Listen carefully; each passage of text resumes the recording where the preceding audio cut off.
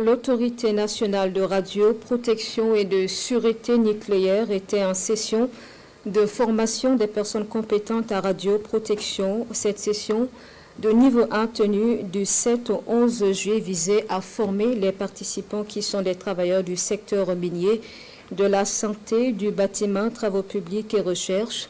L'objectif est de leur permettre de se conformer davantage aux réglementations. Reportage avec Bienvenue Tansa. Cette rencontre est rendue possible par la volonté de l'Autorité nationale de radioprotection et de sûreté nucléaire. Une cinquantaine de personnes compétentes en radioprotection à l'école des bonnes pratiques.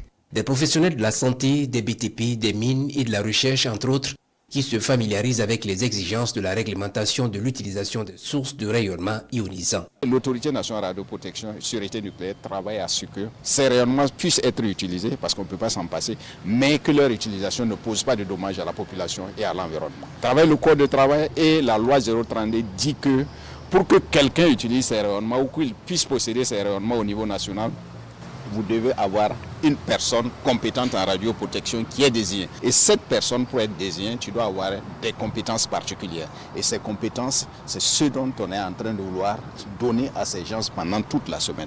Il s'agit d'aider à la protection des vies humaines et de l'environnement contre les effets néfastes des ions, une initiative qui tient à cœur les responsables du département en charge de l'environnement.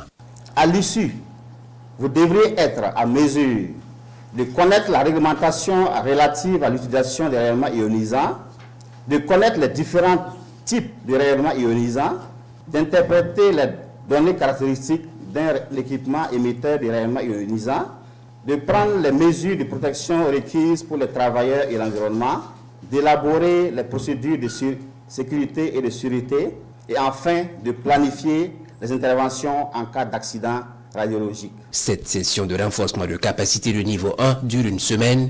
L'Autorité nationale de radioprotection et de sûreté nucléaire prévoit dans les prochains jours une session au profit des travailleurs d'au moins 5 ans d'expérience.